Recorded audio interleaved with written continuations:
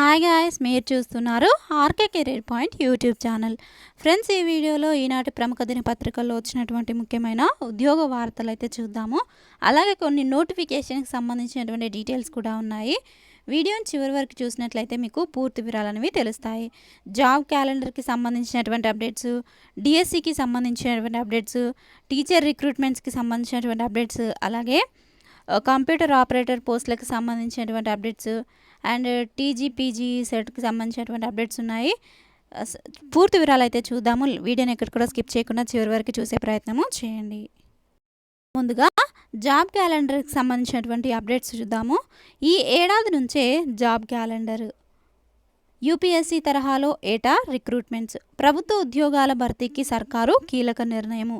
ఇక ఏ ఏడాది ఖాళీలు ఆ ఏడాదే భర్తీ. సర్కారు ఆదేశాలతో రంగంలోకి ఆఫీసర్లు. యూపీఎస్సీ కేరళ విధానంపై ఇప్పటికే అధ్యయనము. 2 నెలల క్రిందే ప్రకటించాలనుకున్న ఎలక్షన్స్తో లేట్ అయింది. పూర్తి వివరాలు అయితే చూద్దాము. ప్రభుత్వ ఉద్యోగాల భర్తీపై రాష్ట్ర సర్కారు కీలక నిర్ణయం తీసుకుంది. నోటిఫికేషన్ల కోసము నిరుద్యోగులు ఏండ్లకేండ్లు ఎదురు చూడాల్సిన అవసరం లేకుండా ఏటా జాబ్ క్యాలెండరు రిలీజ్ చేయనుంది. సర్కారు ఆదేశాలతో 2024కు సంబంధించి త్వరలోనే జాబ్ క్యాలెండర్ విడుదల చేసేందుకు సంబంధిత ఆఫీసర్లు ఏర్పాటు చేస్తున్నారు. 2 నెలల క్రిందే క్యాలెండర్ ప్రకటించాలని అనుకున్నప్పటికీ లోక్సభ ఎన్నికల నేపథ్యంలో వాయిదా పడినట్లుగా ఇక్కడ వివరించడం చూడవచ్చు. ఇక పూర్తి వివరాలు అయితే మరిన్ని డీటెయిల్స్తో చూద్దాము. ఇప్పటికే రాష్ట్ర అధికారులు UPSC, SSC, Kerala public service commission recruitment విధానంలో అధ్యయనం అయితే చేశారు. పక్కాగా జాబ్ క్యాలెండర్ను రూపొందించేందుకు ఏర్పాట్లు చేశారు. ఏటా టీజీపీఎస్సీ, గురుకుల, పోలీసు, వైద్య నియామకాల బోర్డుల ఆధ్వర్యంలో జాబ్ క్యాలెండర్ను ప్రకటించనున్నారు. గ్రూప్ 1, గ్రూప్ 2, గ్రూప్ 3, గ్రూప్ 4తో పాటు అన్ని ప్రభుత్వ విభాగాల్లో ఉద్యోగాల ఖాళీలను నోటిఫికేషన్స్ వెలువరించడం వల్ల నిరుద్యోగులకు ప్రణాళికాబద్ధంగా పోటీ పరీక్షలకు సిద్ధమయ్యేందుకు అవకాశం ఉంటుంది. ప్రస్తుతం టీజీపీఎస్సీ ఆధ్వర్యంలో ప్రామాణిక రాష్ట్ర స్థాయి ముసాయిదా జాబ్ క్యాలెండర్ సిద్ధం చేస్తున్నారు. దీన్ని త్వరలోనే ప్రభుత్వ అనుమతి కోసము పంపించనున్నారు. ప్రభుత్వము అనుమతి వచ్చిన వెంటనే జాబ్ క్యాలెండర్ అమల్లోకి వచ్చే అవకాశము ఉంది. గత ప్రభుత్వము ఉద్యోగుల పదవీ విరమణ వయస్సు 3 ఏళ్లు పెంచడంతో గత 3 ఏళ్లుగా రిటైర్మెంట్స్ జరగలేదు. ఈ ఏడాది నుంచి ఉద్యోగులు రిటైర్డ్ అవుతున్నారు. దీంతో ఇందులోనూ డైరెక్ట్ రిక్రూట్మెంట్కు సంబంధించిన ఖాళీల లెక్కలు తీస్తున్నారు. దీంతో మరిన్ని ఉద్యోగాలు పెరిగే అవకాశం అయితే ఉన్నాయి. 2 లక్షల ఉద్యోగాల భర్తీకి ప్లాన్. అసెంబ్లీ ఎన్నికల్లో ఇచ్చిన హామీ మేరకు 2 లక్షల ప్రభుత్వ ఉద్యోగాలను భర్తీ చేసేందుకు రాష్ట్ర సర్కారు ప్లాన్ చేస్తుంది. ఇప్పటికే ఇచ్చిన నోటిఫికేషన్స్కు అనుగుణంగా వాటికి కొత్త పోస్టులు చేర్చి మళ్ళీ నోటిఫికేషన్ ఇచ్చే విధంగా ఆలోచనలు చేస్తుంది. ఇందులో భాగంగానే గ్రూప్ 1లో పోస్టుల సంఖ్యను కూడా పెంచింది. ఇప్పుడు పోలీసు, టీచరు, గురుకుల వివిధ పోస్టుల భర్తీతో పాటు ప్రభుత్వ విభాగాల్లో గ్రూప్ 2, గ్రూప్ 3, గ్రూప్ 4కు సంబంధించి జాబ్ క్యాలెండర్ను రూపకల్పన చేస్తోంది.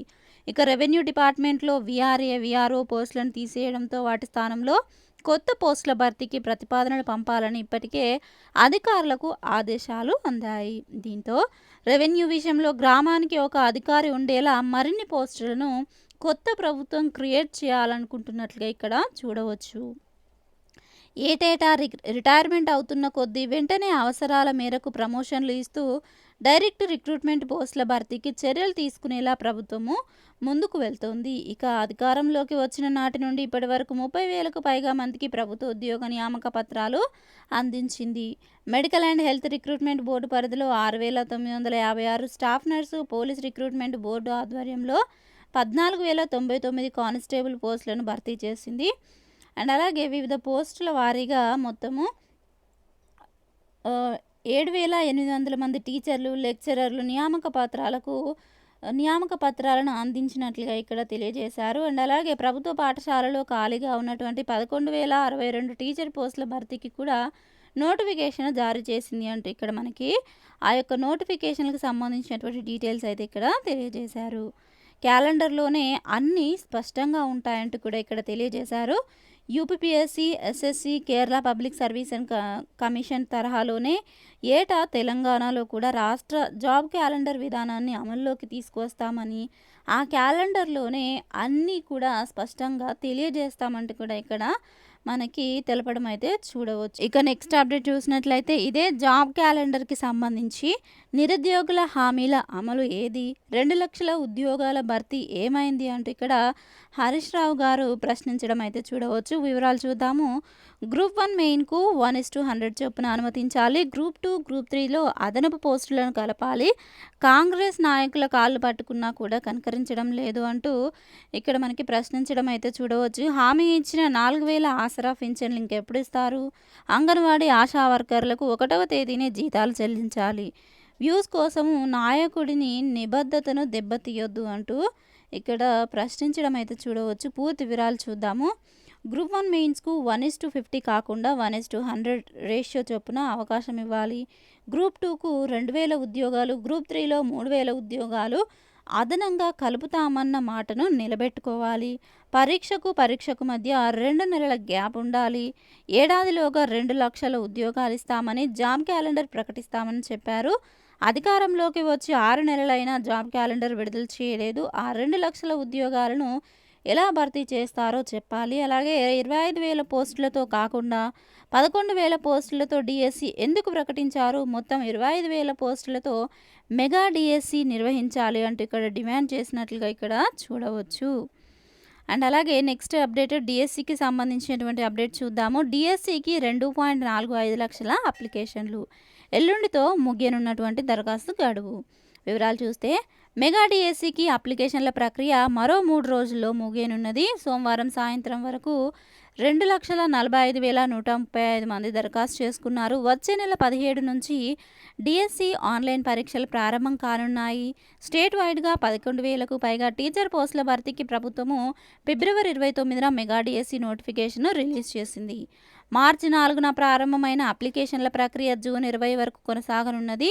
ఈ నెల 19 వరకే ఫీజు చెల్లించే అవకాశం ఉంది. అయితే డిఎస్సి 2023 కోసం దరఖాస్తు చేసుకున్నటువంటి 1,71,347 మంది మళ్ళీ అప్లై చేయాల్సిన అవసరము లేదు. దీంతో సోమవారం సాయంత్రం నాటికి కొత్తగా 73,788 మంది అప్లై చేసుకున్నారు. ఈ లెక్కన ఇప్పటి వరకు 2,51,581 మంది ఫీజు చెల్లించగా వారిలో 2.45 లక్షల మంది దరఖాస్తు చేశారు. కాగా టెట్ ఫలితాల నేపథ్యంలో డిఎస్సి అప్లికేషన్లకు విద్యాశాఖ ఎడిట్ ఆప్షన్ ఇచ్చింది. ఇప్పటి వరకు 50,000 మంది తమ దరఖాస్తులను ఎడిట్ చేసుకున్నట్లుగా ఇక్కడ తెలియజేశారు. ఇక టీచర్ల రిక్రూట్మెంట్కి సంబంధించినటువంటి అప్డేట్ చూద్దాము. మరో 10,000 మంది టీచర్లకు ప్రమోషన్లు. ఉత్తర్వులు జారీ చేసిన విద్యాశాఖ. రాష్ట్రంలో మరొక 10,000 మంది టీచర్లకు ప్రమోషన్లు లభించాయి. మల్టీ జోన్ 1 పరిధిలోని పండిట్, పీఈటీలతో పాటు ఎస్జిటీలకు కూడా పదోన్నతులు కల్పించారు. వీరందరికీ సోమవారం అర్ధరాత్రి ప్రమోషన్తో పాటు పోస్టింగ్ ఉత్తర్వులు జారీ చేశారు. దీంట్లో పండిట్, పీఈటీలు సుమారు 5,800 మంది ఉండగా మిగిలిన వారంతా ఎస్జిటీలే. అయితే ప్రస్తుతం పండిట్లకు స్కూల్ అసిస్టెంట్ హోదా లభించనుంది. మరోపక్క ఎస్జిటీలు సబ్జెక్టు స్కూల్ అసిస్టెంట్లుగా ప్రమోషన్లు పొందారు. దీన్ని బట్టి చూసినట్లయితే మరొక కొన్ని టీచర్ల పోస్టులకు సంబంధించి ఖాళీలు ఏర్పడే అవకాశం అయితే ఉన్నట్లుగా తెలుస్తోంది. నెక్స్ట్ అప్డేట్ చూద్దాము. కంప్యూటర్ ఆపరేటర్ పోస్టుల భర్తీకి మెరిట్ ఆధారంగా నియామక ఉత్తర్వులు ఇవ్వండి అంటూ కోర్టు ఆదేశాలు ఇచ్చింది. వివరాలు చూసినట్లయితే ఎస్పీడీసీఎల్కు హైకోర్టు ఆదేశాలు. Junior assistant cum computer operator పోస్టుల భర్తీకి రాష్ట్రపతి ఉత్తర్వుల ప్రస్తావన లేకుండా మెరిట్ ఆధారంగా నియామక ఉత్తర్వులు ఇవ్వాలని ఎస్పీడీసీఎల్ను హైకోర్టు తాజాగా ఆదేశించింది. కామారెడ్డి జిల్లాకు చెందిన టి గోపాల్ గతంలో ఎస్పీడీసీఎల్ జారీ చేసిన నోటిఫికేషన్ ఆధారంగా junior assistant cum computer operator పోస్టుకు దరఖాస్తు చేసుకుని అర్హత సాధించారు. అయితే ఎస్పీడీసీఎల్ ఆయనను స్థానికేతర కోటా క్రింద పరిగణించి ఆ పోస్టును ఇవ్వడానికి నిరాకరించింది. దీన్ని సవాల్ చేస్తూ గోపాల్ హైకోర్టులో పిటిషన్ వేశారు. దీనిపై జస్టిస్ టి మాధవీదేవి విచారణ చేపట్టారు. Junior assistant cum computer operator పోస్టుల భర్తీకి 2019లో విడుదలైన నోటిఫికేషన్ ఆధారంగా చేపట్టి నియామకాలకు రాష్ట్రపతి ఉత్తర్వులు వర్తిస్తాయంటూ 2021లో ఎస్పీడీసీఎల్ జీఎంఓ ప్రొసీడింగ్స్ ఇచ్చారని, ఇవి రాష్ట్రపతి ఉత్తర్వులు ప్రభుత్వము 2018లో జారీ చేసిన 124, 132 జీవోలకు విరుద్ధమని పిటిషనర్ తరపు న్యాయవాది వాదించారు. ఎస్పీడీసీఎల్కు రాష్ట్రపతి ఉత్తర్వులు వర్తించవంటూ గతంలో ఇదే హైకోర్టు తీర్పు వెలువరించిందని గుర్తు చేశారు. ఇక స్థానికత వివాదంపై విచారణ 26న వాయిదా వేసినట్లుగా ఇక్కడ చూడవచ్చు. ఇక నెక్స్ట్ అప్డేట్ చూసినట్లయితే అటామిక్ ఎనర్జీ స్కూల్లో ఇంటర్వ్యూలు వివరాలు చూస్తే భద్రాద్రి కొత్తగూడెం జిల్లా మనుగూరు అశ్వాపురంలోని అటామిక్ ఎనర్జీ సెంట్రల్ స్కూల్ ఒప్పంద ప్రాతిపదికన క్రింది టీచింగ్ ఖాళీల భర్తీకి దరఖాస్తులను అయితే కోరుతోంది. వీటిలో పిఆర్టీ తెలుగు, ఈఎంఎస్, అలాగే TGT English, social science, Hindi, సంస్కృతము, మ్యాథ్స్, ఫిజిక్స్, బయాలజీ అండ్ అలాగే కెమిస్ట్రీ, స్పెషల్ ఎడ్యుకేటర్ విభాగాల్లో ఖాళీలున్నాయి. అర్హత పోస్ట్ను అనుసరించి సంబంధిత విభాగంలో inter, degree, DEd, BEd complete చేసిన క్యాండిడేట్స్ అర్హులు. ఇక వేతనం వచ్చేసి 21,250. టీజీటీ పోస్ట్కి వచ్చేసి 26,260 రూపాయలు ఉంటుంది. వయస్సు పిఆర్టీ పోస్టుకు 40 ఏళ్ళు, మహిళలు 50 ఏళ్ళు. టీఆర్టీ పోస్టుకు పురుషులైతే 45 ఏళ్ళు, మహిళలు అయితే 55 ఏళ్ళు మించకూడదు. ఇక ఎంపిక రాత పరీక్ష, స్కిల్ టెస్ట్ ఆధారంగా ఉంటుంది. రాత పరీక్ష ఇంటర్వ్యూ తేదీ వచ్చేసి 26/2024. వేదిక అటామిక్ ఎనర్జీ సెంట్రల్ స్కూల్, అశ్వాపురము, మనుగూరు, భద్రాద్రి కొత్తగూడెం జిల్లా. పూర్తి వివరాలకు అఫీషియల్ వెబ్సైట్ని విజిట్ చేయండి. aecsmanuguru.edu.in వెబ్సైట్ వచ్చేసి అఫీషియల్ వెబ్సైట్. ఇక నెక్స్ట్ అప్డేట్ చూద్దాము. నేడు టీజీపీజీఈసెట్ ఫలితాల విడుదల.